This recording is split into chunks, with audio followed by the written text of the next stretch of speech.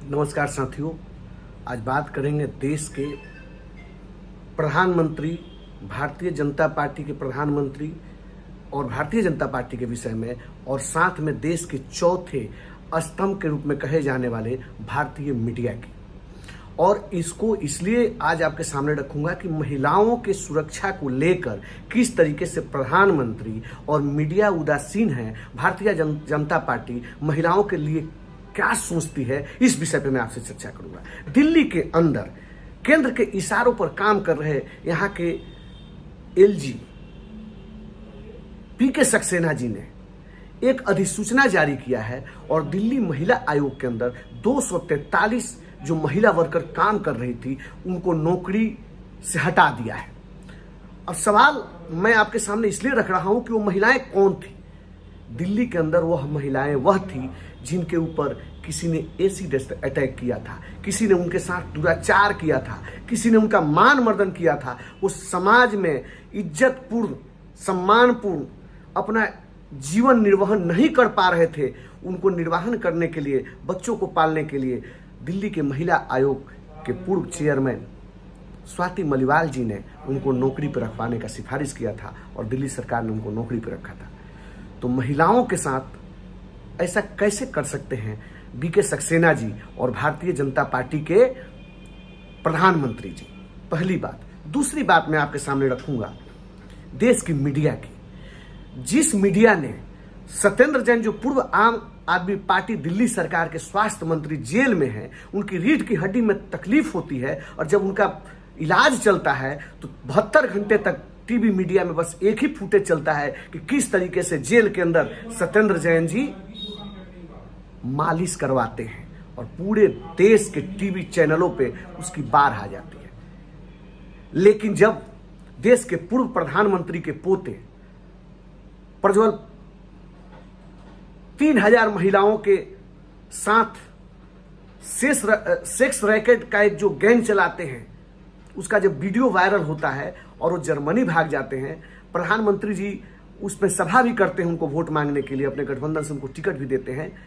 उस पर TV media के अंदर एक दिन भी न डिबेट होता है, न एक फुटेज चलाया जाता है, न एक मुद्दा उछाला जाता है। किस तरीके से केंद्र में बैठी भारतीय जनता पार्टी का दोहरा चरित्र है जो महिलाओं के प्रति रखते हैं। जिक्र अगर करें तो बहुत सारे जिक्र हो जाएंगे। चाहे उत्तराखंड की अंकिता भंडारी वाली केस अगर आपके सामने आए, जो आप जानते हैं कि उसके साथ क्या हुआ, हाथरस का केस आए, आप जानते हैं कि क्या हुआ। आप जानते हैं कि किस तरीके से देश की वो पहलवान बेटियां जो न्याय मांगने के लिए जंतर मंतर पर बैठी रही, जिनको प्रधानमंत्री कभी उनको अपनी बेटी बोलते थे और कभी मिलने का समय नहीं दिया उन्होंने, जब उन्होंने कहा कि देश के कुश्ती संघ के अध्यक्ष बृजभूषण जी, जो उनके कैसरगंज से सांसद है और मंत्री भी रहे हैं, उन्होंने कैसे दुराचार किया, तो प्रधानमंत्री जी ने मिलने का समय नहीं दिया और उसकी जांच भी नहीं हुई। और आज जब भारतीय जनता पार्टी को चुनाव लड़ाना था तो बाप को टिकट न देकर उनके बेटे को टिकट दे दिया।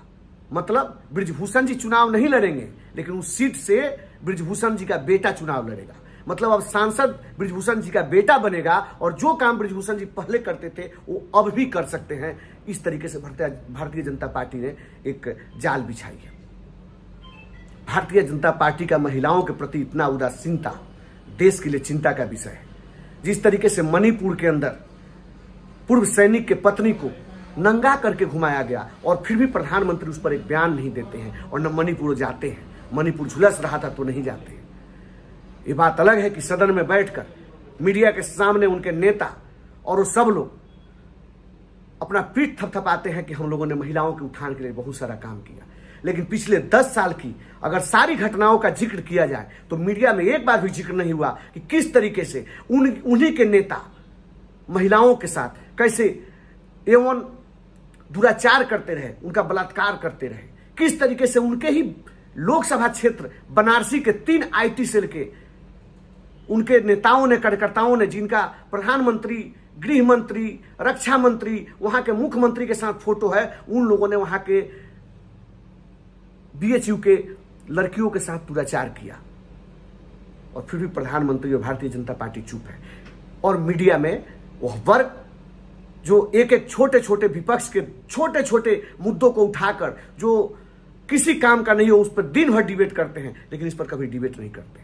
देश के सामने हक प्रश्न है, देश की आधी आबादी को किस तरीके से भारतीय जनता पार्टी, मोदी जी और मोदी जी की टीम उपेक्षित रखने का काम करती है, इस पे चर्चा होना चाहिए। क्योंकि देश में लोकतंत्र का पर्व 2024 का लोकसभा का चुनाव चल रहा है।